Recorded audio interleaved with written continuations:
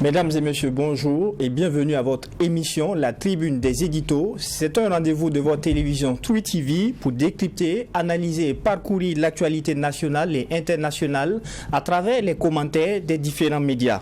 Pour ce numéro, il sera essentiellement question avec mes invités des priorités du gouvernement de transition mis en place le 25 octobre dernier et aussi de l'actualité sous-régionale avec entre autres le sommet de la communauté économique des États de l'Afrique centrale sur la situation au Tchad. Et mes invités du jour, c'est tout d'abord Lévi Confé, il est journaliste au quotidien L'Observateur Palga. Bonjour et bienvenue. Bonjour. À vos côtés, nous avons Daouda Kinda, il est journaliste au journal Le Quotidien. Bonjour. Bonjour. Salia Omar, journaliste au quotidien Aujourd'hui au Faso. Bonjour à vous également. Bonjour. Et enfin, nous avons Issa Sigiré, qui est journaliste aux éditions Le Pays. Bonjour. Voici planter le décor et c'est parti pour la première thématique de la tribune des éditos. On le sait, le gouvernement KLM a effectué sa rentrée mercredi dernier. Il y a eu beaucoup de surprises et je me tourne vers vous, Lévi Confé. L'un de vos éditos était intitulé Gouvernement de combat. Au fond donc, monsieur les ministres, déjà, quelle est votre appréciation sur ce gouvernement et de quoi est-il question dans votre édito ? L'appréciation que je fais de ce gouvernement, pour dire que ce n'est pas réellement une appréciation parce que je ne connais pas ceux qui sont appelés dans ce gouvernement particulièrement. Donc je note déjà que ce sont des novices, c'est des gens qui viennent pour la première fois, à part ceux qui étaient déjà dans le gouvernement de Damiba, les 5 ministres qui reviennent. Donc à part eux, bon, le reste c'est des gens qu'on découvre en tant que ministre actuellement. Donc au combat, comme dit notre édito, c'est eux-mêmes qui le disent, hein, c'est eux-mêmes un truisme de dire un gouvernement de combat, puisque le Premier ministre l'a bien et clairement dit, nous sommes un gouvernement de combat et nous ne sommes pas des gouvernements de dîner-gala. C'est pour dire que l'essentiel de leur activité, c'est de mener la lutte contre l'insécurité, de restaurer l'intégrité du territoire et de faire le tout possible pour que les déplacés internes puissent repartir. Et ce n'est pas la première fois qu'on voit un gouvernement qu'on dit gouvernement de combat. C'était déjà le cas sous Damiba, même si en 8 mois, on n'a pas mené vraiment la guerre contre le terrorisme parce qu'à un moment donné, on s'était égaré dans nos priorités et on était en train de faire autre chose que de faire mener la lutte contre le combat. Donc ce gouvernement qui arrive aussi où le Burkina est un état comateux, vraiment occupé presque 50% par des groupes armés terroristes, on se dit que ce gouvernement va se mettre vite à la tâche pour contenir cette menace terroriste qui devient de plus en plus préoccupant avec beaucoup de conséquences sur la population burkinabé, une économie quand même qui souffre, une situation humanitaire un peu compliquée pour se déplacer internes, à peu près 2 millions, et l'insécurité aussi, chaque jour que Dieu fait, ça ne recule pas. Donc je pense que comme ils se disent un gouvernement de combat, il était de bon ton qu'on les invite déjà à se mettre à la tâche et puis bon, qu'on voit les résultats bientôt. Donc on espère que ce gouvernement qui est comme notre dernière cartouche va parvenir à porter un coup dur au terrorisme pour qu'on puisse souffler quand même, parce que depuis 6 bonnes années, les Burkinabés souffrent de cette situation sécuritaire et qu'on patause depuis quelque temps sans pouvoir voir des lendemains meilleurs se présenter à l'horizon. Alors, Daouda Kinda, il y a eu pas mal de surprises dans la composition de ce gouvernement. Au niveau de votre journal Le Quotidien, dans votre édito du 27 octobre, il était titré « Gouvernement KLM de Tambela, le combat, c'est maintenant ». Quelle est votre appréciation de ce gouvernement et à quoi faites-vous allusion avec l'expression « le combat, c'est maintenant » ? Ok, alors, comme mon confrère, je ne connais pas très bien les têtes qui sont dans ce gouvernement. En tout cas, il y a certains, d'abord, qui étaient dans l'ancien gouvernement et on les connaît déjà. Et je note qu'il y a des secrétaires généraux, des ministères qui ont été promus ministres, qui ont été nommés ministres. Je pense que pour la plupart, en tout cas, ils ont été nommés pour leur valeur d'intégrité, de patriotisme. Parce que je pense que c'est ce que le président Ibrahim Traoré lui-même a dit, ce que le Premier ministre a dit, il faut des valeurs d'intégrité, de patriotisme. Je pense que c'est ce qui a primé à ce que le président et le Premier ministre leur fassent confiance et le nomment. Alors, effectivement, notre édito titré « Le combat c'est maintenant », parce que vraiment le combat c'est maintenant. Sous Roch Kaboré, l'ancien président, nous attendions à ce que véritablement on mène la lutte contre le terrorisme. Ils ont fait certes ce qu'ils ont pu, mais les résultats n'étaient pas à la hauteur, parce que les populations continuent à se déplacer. C'est vrai, il y a eu beaucoup d'opérations. Je me rappelle de l'opération Tapoinou, il y a eu l'opération Dofou, il y a eu plein d'autres opérations, Tanli, tout ça. Mais pour quels résultats? Parce qu'après ces opérations-là, les militaires reviennent et les populations sont souvent laissées à elles-mêmes, laissant le champ libre aux terroristes de revenir.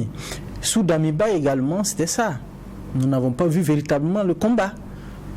Pourtant, ce que les Burkinabés veulent, c'est véritablement le combat. Donc, sous le président Ibrahim Traoré, nous nous attendons à ce que véritablement tout le monde mène véritablement la lutte contre le terrorisme.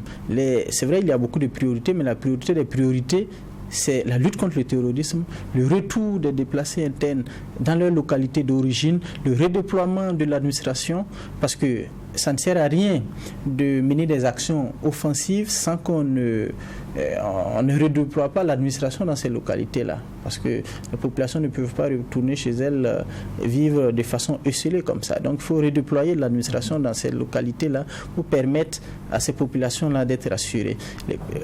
Sur tous les plans, en tout cas, le combat doit être mené. Il y a un ministre de l'Agriculture qui doit vraiment mener le combat aussi dans le domaine de l'agriculture. Il y a un ministre de l'eau, de l'environnement qui doit mener le combat également dans ce domaine. Donc c'est-à-dire que sur tous les pans, en tout cas, chacun doit mener le combat pour permettre aux Burkinabés d'avoir un lendemain meilleur, pour permettre aux Burkinabés d'espérer. Je pense que c'est tout le sens de le combat. Et au niveau du quotidien, aujourd'hui, de toute façon, on semble être sur la même lancée que vous. Au charbon, cher ministre, c'est l'intitulé de votre édito, Salia Omar. Quelles sont vos attentes vis-à-vis de ce gouvernement et aussi quelle est l'appréciation? Je pense que mes confrères l'ont largement expliqué ici. C'est tout d'abord la sécurisation du territoire, la relance économique, le retour des déplacés dans leurs localités respectives. Et à la prise de contact entre le Premier ministre Kielem et les membres du gouvernement, il a eu à revenir quand même sur trois principaux objectifs, qui est la sécurisation du territoire bien sûr, et il a beaucoup insisté que cela ne doit pas être en tout cas le rôle des gouvernants seulement. Voilà, les citoyens aussi doivent s'y mettre, que ce soit les OSC, les partis politiques, même individuellement, chacun doit s'y mettre. Et en plus de cela, il a quand même énuméré un autre point, un deuxième point, qui semble un peu faire une polémique, c'est-à-dire améliorer les conditions de vie, c'est-à-dire assainir le milieu. Et ça fait beaucoup penser à cette opération Manamana que les gens ont beaucoup critiqué à l'époque de Damiba. Et les gens estiment que le moment n'est pas opportun. Et tout de même, c'est un point vraiment très très important, mais ce n'est pas le moment. Et ensuite, il a aussi fait savoir qu'il faut aussi améliorer le système de gouvernance. Il a beaucoup insisté là-dessus parce qu'il faut lutter contre la corruption, la KBJ et autres. Donc, l'un dans l'autre, nous attendons le gouvernement, ce gouvernement qui, la plupart des membres ne sont pas très connus comme ça, même s'il y a d'autres qui sont en tout cas appelés de l'ancien gouvernement de Damiba. Ce que nous attendons de ce gouvernement, c'est un gouvernement qui doit faire un travail qui sera en tout cas qui va répondre aux attentes des populations. Donc, dire un gouvernement de combat, un gouvernement de quoi, je pense que c'était même pas la peine de le dire, parce que eux-mêmes ils savent qu'ils doivent quand même mener le combat, quitte à assouvir quand même l'idée d'engager peut-être la population dans ce combat. Oui, tout à fait. Tout le monde doit s'y mettre, que ce soit tout le monde. Je veux dire, l'ensemble de la population doit s'y mettre. C'est-à-dire, on ne doit pas regarder, dire que voilà, le gouvernement, il y a un gouvernement qui a été mis en place et chacun regarde. Non, tout le monde, que ce soit dans les quartiers, dans les lieux de travail, tout le monde doit y contribuer à sa manière, en tout cas de contribuer vraiment à ce que les choses puissent changer. Au niveau des éditions Le Pays, on a eu une appréciation un peu particulière, en ce sens que votre édito du 27 octobre était intitulé « Gouvernement qui l'aime, un léger dégraissage pour pouvoir aller vite au charbon ». À quoi faites-vous allusion à travers ce dégraissage ? Alors, un léger dégraissage parce que quand on regarde en termes de nombre, il y a eu quand même une réduction. Et le premier gouvernement de Albert Ouedraogo était composé de 25 000. Cette fois, nous en avons 23, dont 20 ministres pleins. Et quand on regarde la dénomination et la nomenclature des ministères, on a vu qu'il y a des ministères qui ont été supprimés, tels que celui en charge des chefs coutumiers ou des religieux. Ce ministère a été sauté. Il n'y a plus de ministre en charge de la réconciliation nationale, et l'action humanitaire et ministre en charge du genre ont été encore une fois fusionnés. Donc de ce point de vue, on pourrait dire que c'est un léger dégraissage en termes de nombre et en termes de nomenclature et de reconfiguration d'un certain nombre de ministères. Alors, pour pouvoir aller vite, parce que avant il y avait des ministères qui se ressemblaient ou qui se marchaient un peu dessus. Ça fait qu'en termes de prise de décision, on est obligé de collaborer avec plusieurs ministères et avec plusieurs structures. Quand la chaîne de commandement est longue, cela a un effet parfois négatif sur les résultats attendus, alors que le Burkina Faso est aujourd'hui menacé dans son existence. Donc il faut aller vite et bien. Donc tout ce qui peut permettre d'aller vite, il faut le faire, et c'est ce qui a peut-être prévalu à la réduction et à la reconfiguration d'un certain nombre de ministères, parce que on doit aller vite et bien pour pouvoir atteindre les résultats escomptés. Mon confrère le disait tout à l'heure sur Rock, il y a eu des décisions certes, mais les résultats n'ont pas été au rendez-vous. Et les annonces pompeuses ont également été faites sous Damiba, mais 8 mois après, on s'est rendu compte que nous avons plutôt reculé que d'aller en avant. Donc aujourd'hui, il est question d'aller vite et bien, et par même la symbolique, parce que les Burkinabés aujourd'hui veulent une gouvernance par l'exemple. Alors, on ne peut pas chanter sur tous les toits que l'État doit réduire son train de vie et en même temps avoir un nombre pléthorique de ministres ou de départements ministériels. Donc, réduire déjà le nombre de ministères permet quand même de faire des économies, de réduire le train de vie de l'État, parce qu'un ministre, ça coûte extrêmement cher, et ça permet de réduire les dépenses et réaffecter ces dépenses vers d'autres domaines qui puissent nous permettre d'aller vite vers la sécurisation du territoire, et sur la cette restauration. Question de réduction des ministères, on a les assises nationales qui avaient élaboré cette charte de la transition qui prévoyait 25 ministres, et là on se retrouve avec 23. Est-ce que c'était pas parce que les assises avaient prévu que le combat allait nécessiter 25 portefeuilles ministériels? Non, les assises, c'est pour tracer un chemin, c'est pour dire ce qui est possible, c'est ce qu'on ne devrait pas dépasser, alors qu'on peut faire mieux. Quand vous allez au paradis et vous rencontrez Dieu, alors vous avez eu le jackpot, j'allais imaginer, c'est caricaturer ça de cette façon. Alors qu'on a des grands pays comme la Chine qui n'ont pas autant de ministres que nous avons, les États-Unis, la France, les grands pays n'ont pas de nombre pléthorique de ministres, mais on arrive à faire les choses de façon efficace. Alors, prenez par exemple le gouvernement de Damiba ou gouvernement Albert Ouedraogo qui est tombé. Si vous prenez le ministre en charge de la cohésion sociale, vous prenez le ministère en charge des questions religieuses et des chefs coutumiers, vous retrouvez pratiquement la même dénomination au niveau du ministère de l'administration territoriale qui était chargé de gérer les questions liées au culte ou encore les questions liées à la religion. Donc quand vous avez une telle direction et vous avez un ministère plein d'un autre côté, vous voyez que les deux ces deux structures vont se marcher dessus et parfois ça a un effet parfois négatif sur les résultats escomptés. Donc dépenser trop pour peu de résultats, c'est encore meilleur de dépenser beaucoup pour peu de résultats, c'est encore meilleur de dépenser peu pour des résultats beaucoup plus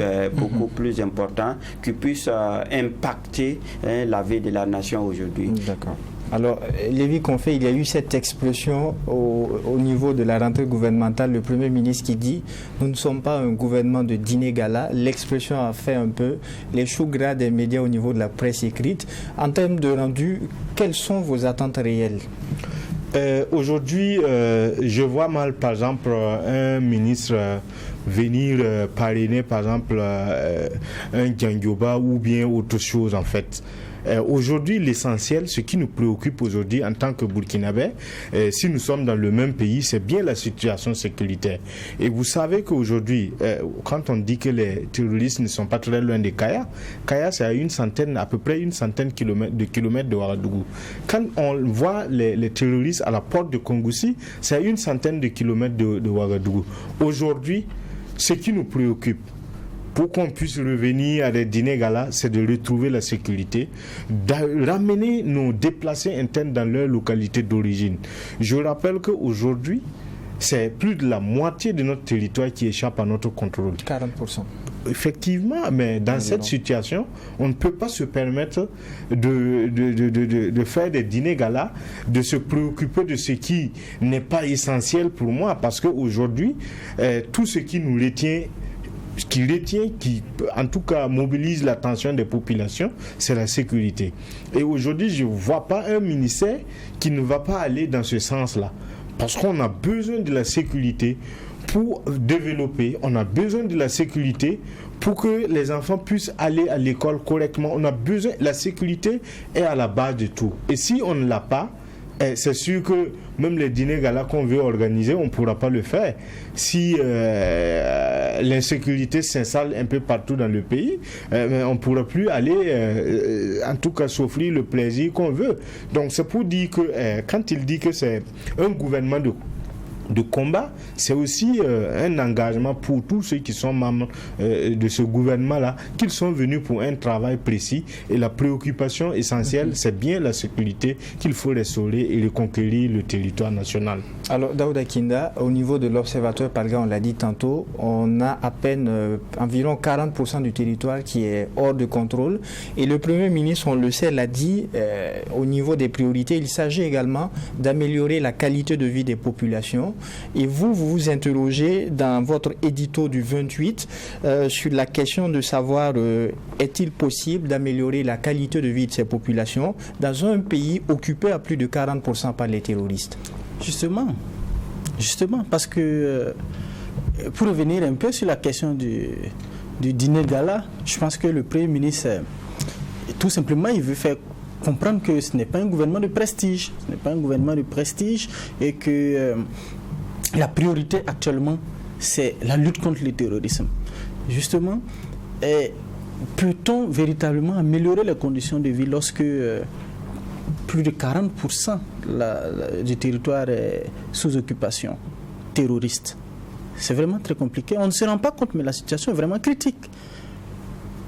Voyez-vous, si vous sortez hors de Ouaga, hors des grandes agglomérations, vous quittez Bobo, vous quittez Ouagadougou, vos zones de confort, mais c'est difficile de parcourir 100 km. Ces populations-là, comment vont-elles vivre? On améliore les conditions de vie de qui? Des populations des grandes villes ou les conditions de vie des Burkinabés dans leur grande majorité, en tout cas dans leur totalité. C'est ça la question qu'il faut se poser. Je pense qu'on doit véritablement travailler à améliorer les conditions de vie de tous les Burkinabés, et ça passe forcément chez nous, pour nous en tout cas au quotidien, ça passe forcément par la lutte contre l'insécurité.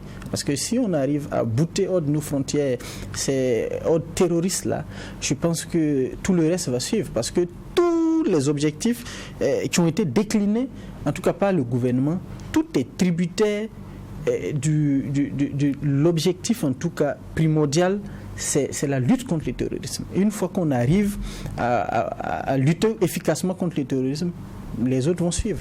D'accord. Alors, Salia Omar, on le sait, la rue conteste déjà certains ministres de ce gouvernement, et l'un de vos éditos les indexe clairement. Il est intitulé « Ministre Donatien Nagalo et Yacouba Dié, rester ou partir ». Quelle est la solution miracle selon votre édito? Effectivement, il y a deux ministres, disons plusieurs, mais il y a deux qui ont été contestés par la foule, pour ne pas dire la population. Et il s'agit de Yacouba Dié et de Donatien Nagalo. Alors, pour dire, en attendant bien sûr que, puisque le gouvernement a annoncé des enquêtes, voilà, pour des enquêtes de moralité sur ces individus qui ont été contestés. Et il y a eu une manifestation même devant le ministère du Commerce quand, voilà, lorsque Nagalo devait être installé. Alors, il y a eu des manifestations. Bon, nous pensons que, en attendant d'éventuelles, en tout cas, enquêtes, et quelles que soient les conclusions même de ces enquêtes, il est primordial que le Premier ministre, comme il a si bien dit, c'est un gouvernement de combat, et quand au début il y a des contestations alors qu'il doit aller vite, il a déjà mis la machine gouvernementale en marche, et il ne doit plus la ralentir. Il serait plus primordial et plus judicieux d'écarter ces personnes qui ont été contestées, quelles que soient les conclusions, je dis bien, quelles que soient les conclusions, parce que si le gouvernement maintient au forceps, en tout cas ces individus, ils ne pourront pas travailler. Quand ça, vous c'est dites clair. quelles que soient les conclusions, et si les conclusions révèlent qu'ils sont innocents? Ils sont innocents. Au fait, ce qui est important dans ça, c'est pas les individus. Non. Le gouvernement qui l'aime a un objectif précis. Et le temps lui manque. Il doit aller certainement rapide. Il ne doit plus rester à ces querelles d'individus. Nous sommes près de 20 millions de Burkinabés. Il y a toujours des compétences quand même qui peuvent les remplacer valablement et bien faire le travail.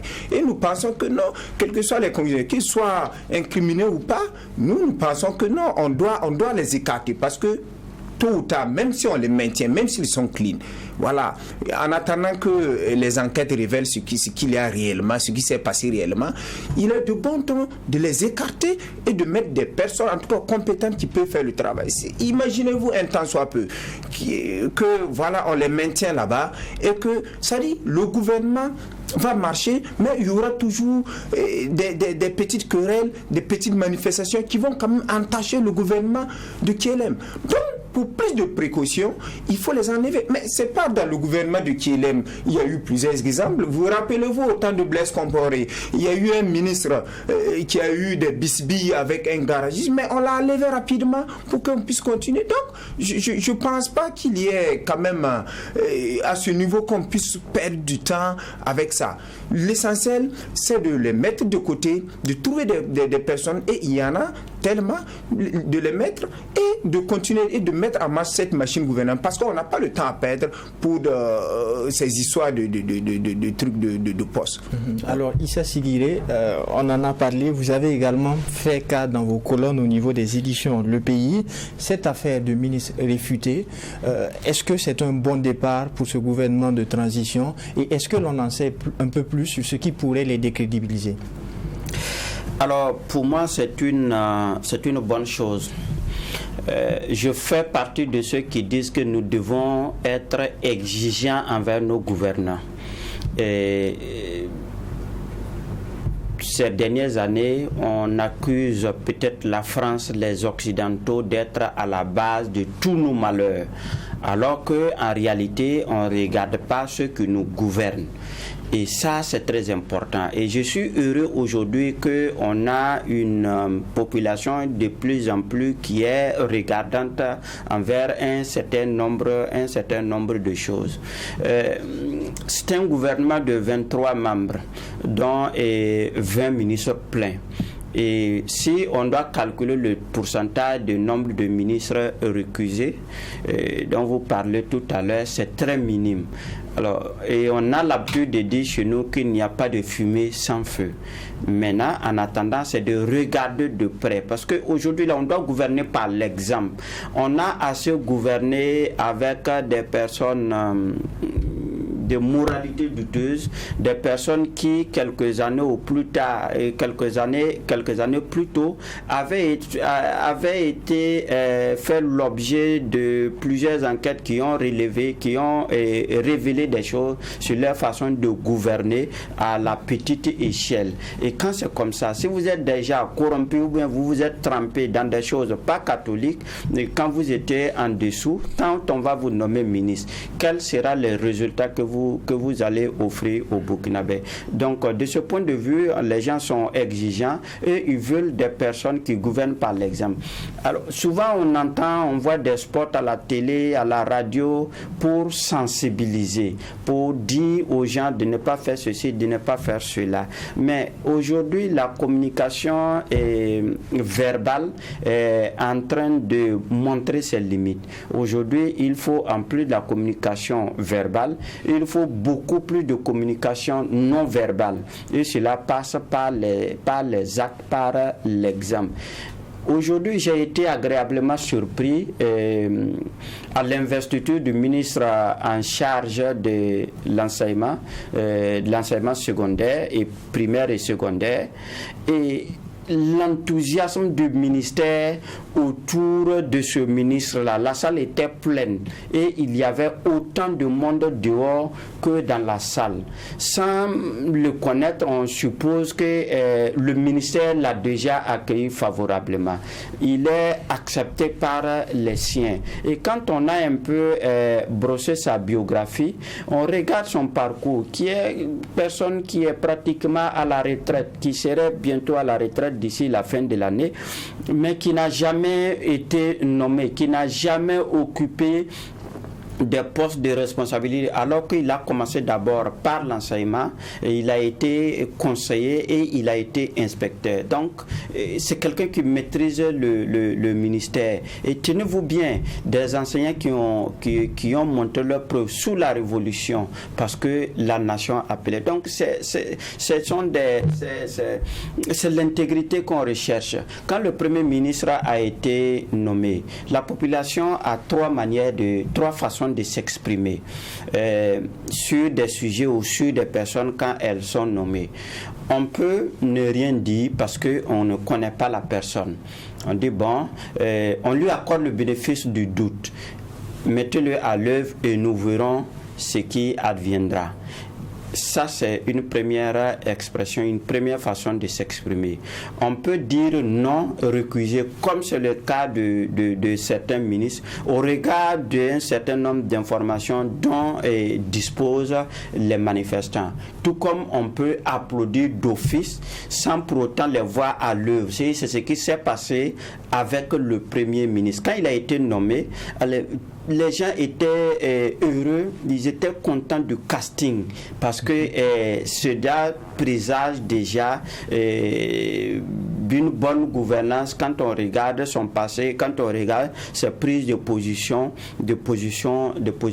publiques. Mais il y a justement des enquêtes de moralité avant des nominations. Oui, mais ces enquêtes peuvent avoir des limites. Ces enquêtes peuvent avoir des limites. Et la meilleure façon de mener ces enquêtes, c'est quand l'opinion ou certains individus peuvent dénoncer, peuvent dire voilà ce dont on dispose. Et quand on regarde les manifestants d'hier, certains détenaient des preuves. et était prêt à témoigner pour ceci ou pour autre chose, pour montrer qu'en réalité, il ne parle pas sur du vide. Mais maintenant, il faut aussi relativiser. Il ne faudrait pas aussi qu'on accuse des personnes pour accuser, parce que ces dernières années, il y a un phénomène dangereux qui est en train de prendre de l'ampleur au Burkina Faso. C'est de croire que tout le monde est voleur et que quand vous avez suffisamment un certain nombre de choses ou encore vous avez atteint un niveau de social en termes de biens matériels, on vous suspecte de vol ou bien on vous accuse de tout. Non, il ne s'agit pas de cela. Il y a des Burkinabés qui ont suffisamment de moyens, qui ont suffisamment acquis des moyens à la fois financiers et matériels à la sueur de leur front. Et nous allons y revenir. Ils ont travaillé pour l'acquérir. Donc il ne faudrait pas faire l'amalgame. Mais le Burkinabé doit rester dans cette dynamique-là. Et qu'on ne prenne pas n'importe quel kidam pour lui confier un certain nombre de responsabilités et à la fin c'est la catastrophe. Tenez-vous bien, nous sommes dans une période de transition et généralement les périodes de transition sont des périodes de troubles où certains, surtout ceux qui aiment pêcher dans les autres troubles, pensent qu'ils peuvent venir s'accaparer de tout, faire n'importe quoi pourvu qu'on dise que c'est la transition et après on verra. Non. Et nous allons y revenir, Issa Sigiré. Nous allons y revenir tout à l'heure sur cet aspect. Alors, Lévi Confé, il y a eu ce communiqué de gouvernement sur la question des autorités à promettre des investigations afin d'y voir un peu plus clair et d'en tirer toutes les conséquences. Quelle est la solution miracle selon vous? Pour moi, ce communiqué vient confirmer qu'il n'y a pas eu un minimum d'enquête. Ce communiqué vient confirmer que ceux qu'on recruse aujourd'hui ont été nommés sans un minimum. Si on avait fait cette enquête préliminaire là, on aurait pu éviter ces nominations. Alors que bon, il est nommé et puis lui prend maintenant la relève pour dire lui, il a fait des choses dont nous pensons qu'il ne peut pas être à la tête de notre ministère. Le gouvernement revient pour dire nous avons, à travers un communiqué, nous allons nous pencher sur ce que vous reprochez à ce monsieur pour voir ce qu'il en est et vous revenir. Donc pour moi, ce gouvernement a confondu la précipitation et aller vite. Aller vite, voilà qu'on est en train de perdre du temps. Mais s'il y avait eu ce minimum, on allait éviter cette contestation et prendre quelqu'un qui faisait au moins l'unanimité au sein, parce que il est d'un secteur aussi important. Et quand vous voyez, c'est des gens du secteur informel, de l'économie informelle quand même qui est une bonne partie à ne pas négliger, qui est dans la rue. Donc aujourd'hui, ce communiqué vient confirmer que le gouvernement en nommant n'a pas été regardant sur la personnalité de ces ministres qu'on recuse aujourd'hui. Alors, si c'était fait, on n'allait plus être à dire, bon, on va faire les investigations et vous revenez et vous dire ce qu'il en est et tirer toutes les conséquences. Non, je pense qu'on est allé vite en précipitation et pensant qu'on est en train d'aller vite. Mais le verre est dans le fruit. Quelle est la solution? La solution, aujourd'hui, qu'est-ce qu'il faut faire? Faut-il bloquer le gouvernement par des contestations ou faut-il les enlever? Voilà. Si vous les enlevez aussi, la rue aura raison. N'importe qui viendra aussi pourra se dresser contre lui la rue pour dire nous ne voulons plus de ta nomination. Maintenant c'est au premier ministre qui aime de peser le pour et le contre et de tirer toutes les conséquences qu'il faut. S'il faut forcer pour passer, il force et puis il assume toutes les conséquences. S'il faut les décaler, les enlever de son gouvernement et nommer d'autres personnes aussi, c'est à lui de faire et tirer toutes les conséquences. Voilà à mon humble avis ce qu'il faut faire. Alors Daouda Kinda, est-ce que enlever ces ministres ne reviendrait pas un peu à fragiliser ce gouvernement dès le départ? Non, je ne pense pas. Je ne pense pas que ça pourrait fragiliser ce gouvernement-là. Mais je pense déjà que c'est un mauvais départ, d'abord, parce que, comme mon confrère l'a souligné précédemment, ça prouve qu'il n'y a pas eu d'enquête de moralité. Voilà, parce que s'il y avait eu des enquêtes de moralité, ça allait permettre de savoir quelles ont été les tâches, en tout cas, de tout un chacun. Je me pose la question, quels ont été les critères qui ont prévalu en tout cas au choix de tous, pas seulement des deux, mais au choix des ministres?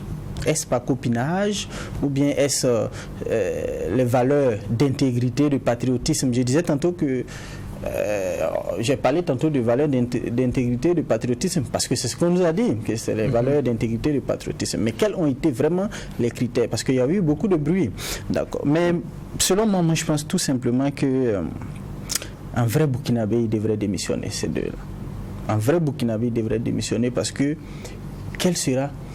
est-ce qu'ils auront une bonne marge de manœuvre pour diriger? Je ne pense pas. Parce que déjà, quand tu es vomi, alors que tu n'as même pas encore été installé, ça va être vraiment difficile. C'est vrai qu'on ne peut pas laisser n'importe qui venir réclamer une démission parce qu'on ne partage pas la même vision, mais ce qui leur est reproché est quand même grave. Surtout au niveau du ministre du Commerce, ce qui est reproché, je pense que c'est quand même grave, c'est une affaire de sous. Donc déjà que la justice s'est saisie du dossier, je pense honnêtement que pour leur image, ils devraient démissionner et dire que oui, vous me reprochez ça, je me mets à la disposition de la justice, en tout cas, qui doit éclairer en tout cas nos lanternes sur ces questions. C'est vrai, hein, déjà ils bénéficient de la présomption d'innocence, mais honnêtement je pense qu'ils devraient démissionner parce que même si on arrive à les installer, ils ont bien installé presque tout le monde, sauf eux. Bon, on les installe quand? C'est ça. Et ça bloque la machine. Déjà, si vous étiez à la manifestation hier, vous voyez ces populations-là tenant leur bout de papier. Oui, bon, moi j'ai souscrit à telle chose, mais jusqu'aujourd'hui, il n'y a rien. Bon, ils se sentent grugés par celui qui vient d'être nommé. Ils se disent que non, ce n'est pas une personne intègre, ce n'est pas une personne patriote. Et il y a ton image qui est là. Et pour préserver ton image et prouver vraiment que tu es digne, tu es patriote, tu es intègre, c'est rendre le tablier et se mettre à la disposition de la justice. Et puis bon, qu'on éclaire tout le monde, quoi, parce qu'on ne peut pas bloquer la machine.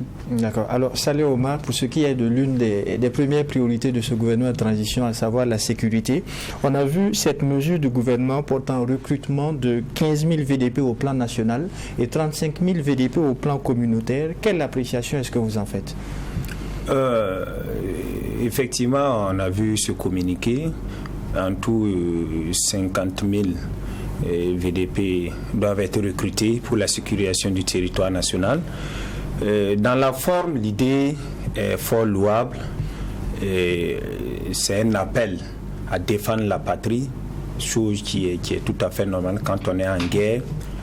Et ces mesures peuvent quand même venir en renfort pour sécuriser notre pays.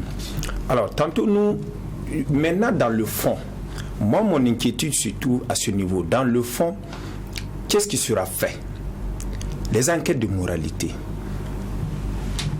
C'est le recrutement. Comment va se faire le recrutement dans les zones communales, comme on dit, dans les zones décidées pour des inscriptions déjà? Oui, il y a des zones, oui. Mais ceux qui, au front, je vais dire, le travail va se faire dans des endroits bien précis. Voilà. Moi, mon inquiétude, c'est à ce niveau. Ils vont faire des enquêtes de moralité, ça c'est le b.a.-ba, ça c'est clair.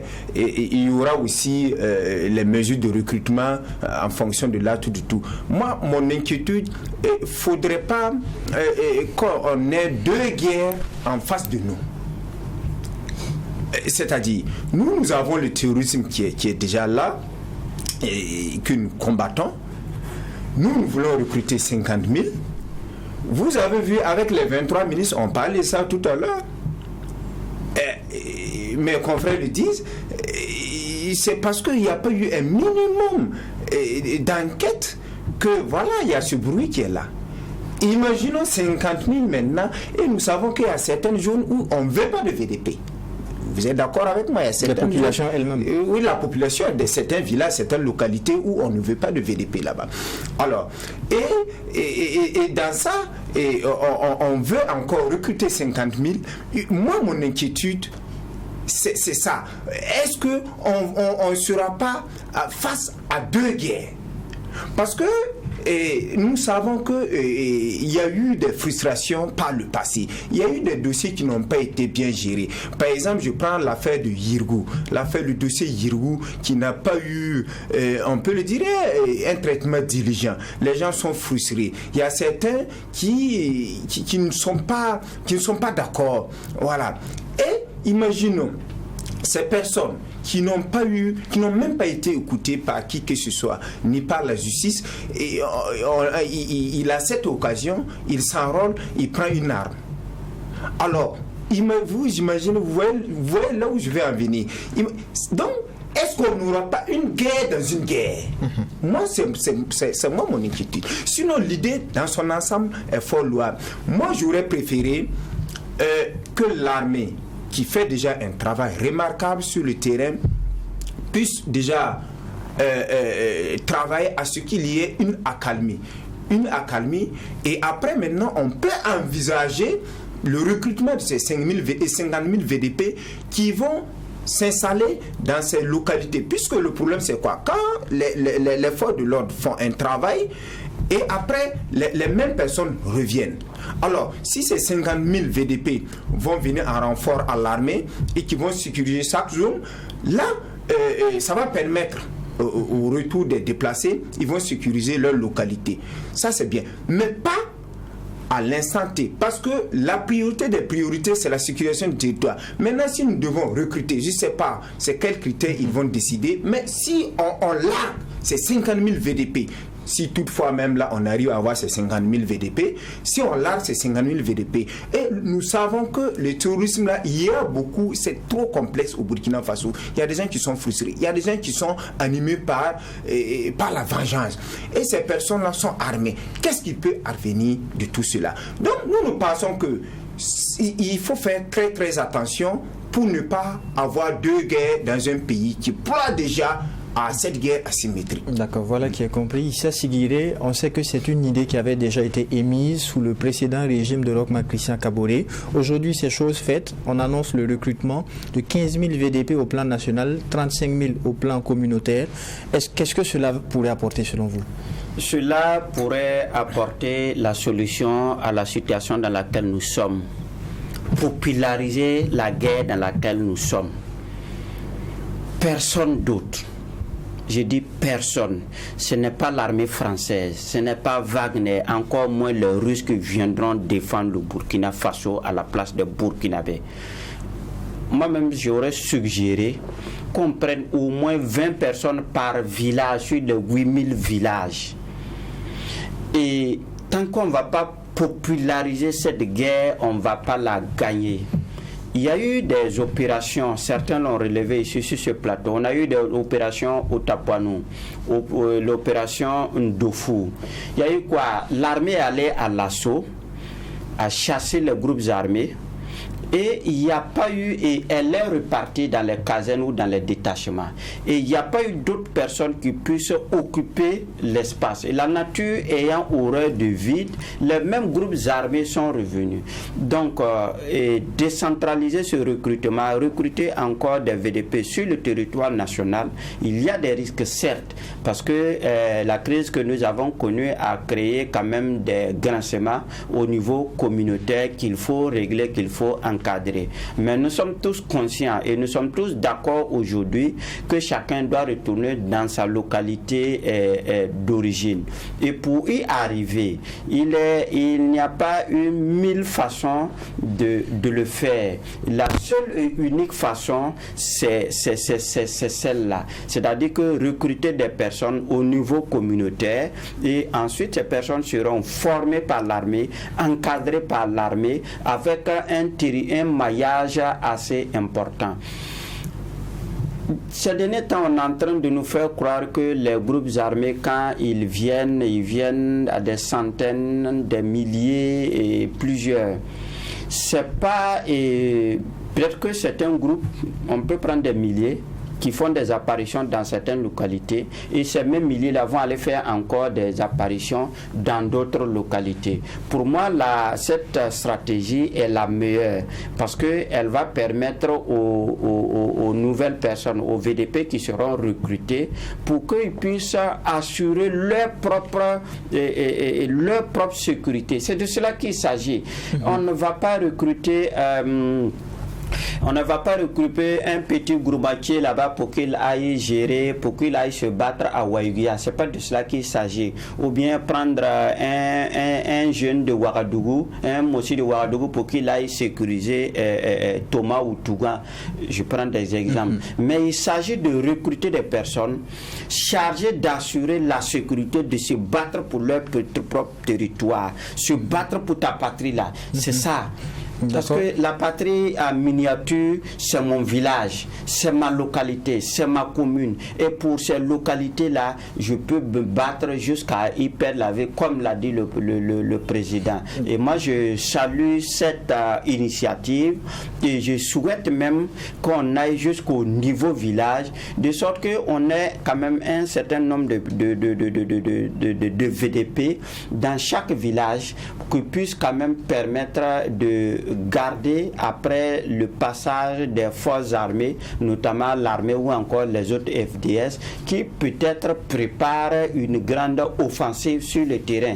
Et pour nous qui sommes des localités occupées, il y a des zones où il y a les groupes armés terroristes, souvent dans des forêts, souvent dans des montagnes ou dans des creux, des zones comme ça où ils sont concentrés. L'armée peut faire un travail de nettoyage à ce niveau-là, des combats intenses, ça c'est l'armée. Et après le retrait de l'armée, les populations au niveau local prennent le relais en sécurisant ces zones. Et lorsqu'il y a des déplacements massifs de ces groupes armés-là, on peut rapidement faire appel à l'armée qui peut venir à l'assaut. Et le plus important, c'est d'empêcher qu'on puisse continuer de miner les routes avec les UED. Et je pense que ce recrutement à la base-là peut effectivement permettre de réduire au maximum cette façon de faire la guerre. On dit qu'au grand mot,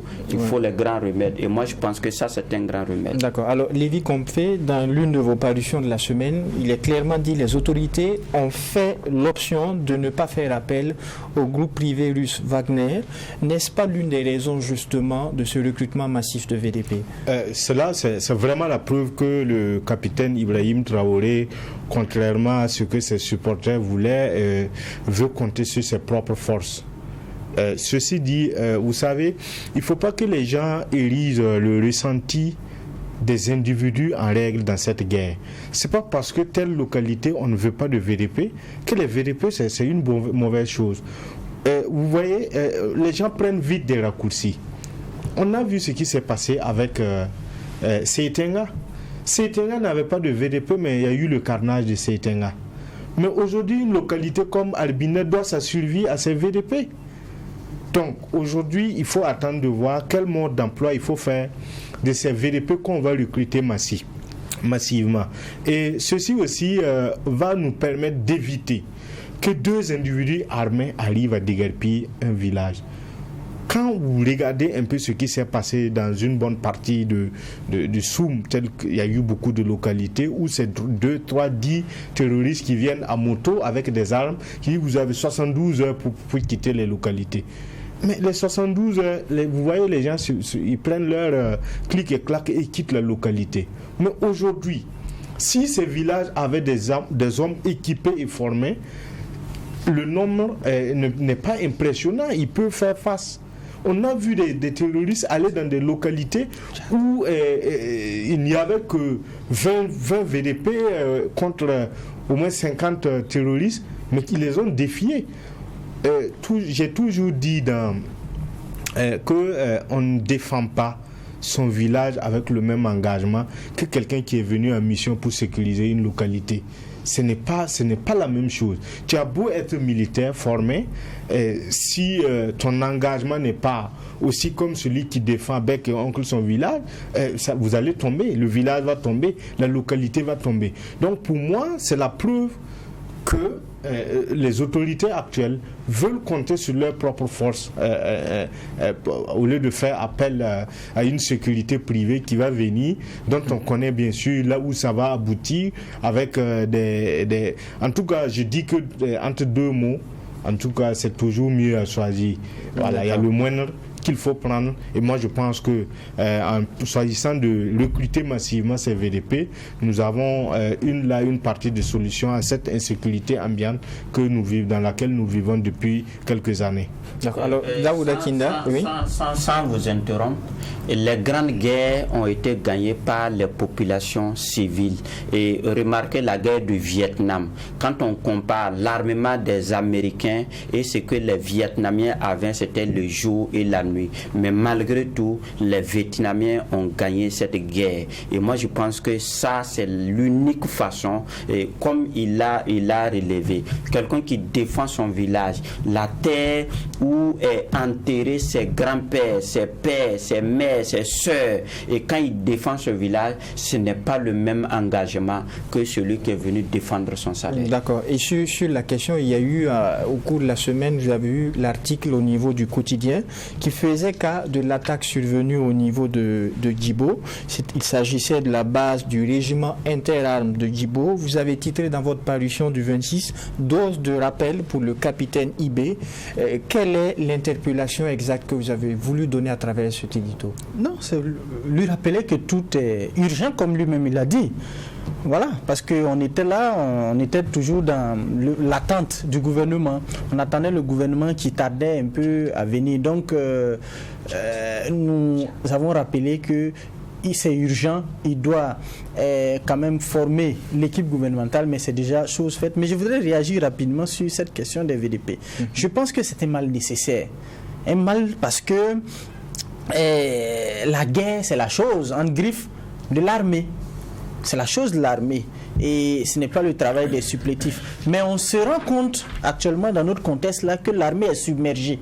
Et quand l'armée est submergée, forcément il faut que la guerre se popularise, que les populations prennent leurs responsabilités. Voilà. Donc je pense que c'est une solution pour nous, en tout cas c'est une solution antiterroriste qu'il faut soutenir. D'accord. Alors nous sommes un peu pris par le temps. Lévi, qu'on fait un mot sur ce sommet qui était consacré à la situation au Tchad. Visiblement, c'est un sommet qui est venu un peu en retard. Le mal était déjà fait. Vous voyez déjà, c'est ce qu'on reproche un peu aux organisations communautaires. C'est la même chose pour la CEDEAO. Vous voyez, il y a eu un dialogue inclusif au Tchad qui n'a pas du tout été inclusif. Parce qu'on a vu une bonne partie qui a boycotté. Donc ce dialogue décide de prolonger le mandat, la transition de 2 ans. Chose que les autres qui ont refusé de prendre part à ce dialogue, qui n'était pas inclusif, ont recusé. Ils ont pris la rue et ça a été réprimé. Donc, je me demande qu'est-ce que celui qui a été nommé, le président congolais Félix Tshisekedi, qui a été nommé comme facilitateur, va pouvoir venir faire après ce carnage. Après tout, il y a eu mort d'hommes et on parle d'une 60aine. Il fallait anticiper. Il fallait interpeller le président de la transition, Mahamat Déby, pour qu'il ne fasse pas du forceps en organisant ce dialogue et en excluant beaucoup de participants, tout en sachant qu'après, il allait être rattrapé par la réalité. Donc pour moi, quand vous voulez organiser quelque chose, il faut le faire avec cœur, avec sincérité, pour éviter que la réalité vous rattrape après. D'accord, nous sommes pris par le temps. 30 secondes, Nissa Sigiré, sur la question. Vous n'y êtes pas allé du dos de la cuillère au niveau des éditions Le Pays, et votre édito était intitulé « Sommet de la CEAC sur le Tchad, le bal des hypocrites ». Oui, le bal des hypocrites, parce que quand vous regardez cette partie de l'Afrique, nous avons des cancres qui malmènent la démocratie à ce niveau-là. Vous avez des présidents, le minimum, l'âge moyen ou bien la durée moyenne d'un mandat présidentiel là-bas, c'est 30 ans. Vous avez Sassou Nguesso qui a pratiquement 30 ans, et vous avez Paul Biya qui a pratiquement 40 ans, et vous regardez au Gabon, le père a régné pendant plus de 3 décennies, et après c'est son fils, et c'est la même chose, comme on appelle ça en Guinée, équatoriale. Donc, quelle est la leçon de morale ou bien de démocratie que des cancres de la démocratie peuvent donner à Idriss Déby Itno fils? Non, je ne vois pas du tout. Ils vont aller, c'est juste un peu valider de sorte que les nations et l'Union africaine ne puissent pas sanctionner ce pays-là. Et parce que quand le président Itno a pris le pouvoir après le décès de son père, il avait promis rendre le pouvoir 18 mois après, mais malheureusement il ne l'a pas fait. Donc c'est au regard de tout cela que nous avons estimé que c'était un bal des hypocrites, parce que tu ne peux pas faire la même chose ou bien pire chez toi et demander à ton homologue de faire différemment les choses. Alors c'est tout pour votre numéro de cette émission, la Tribune des éditos. Merci aux invités, merci d'avoir fait le déplacement et merci à vous qui l'avez suivi. On se donne rendez-vous le week-end prochain pour un autre numéro de la plus grande Tribune des éditos. Merci et portez-vous bien.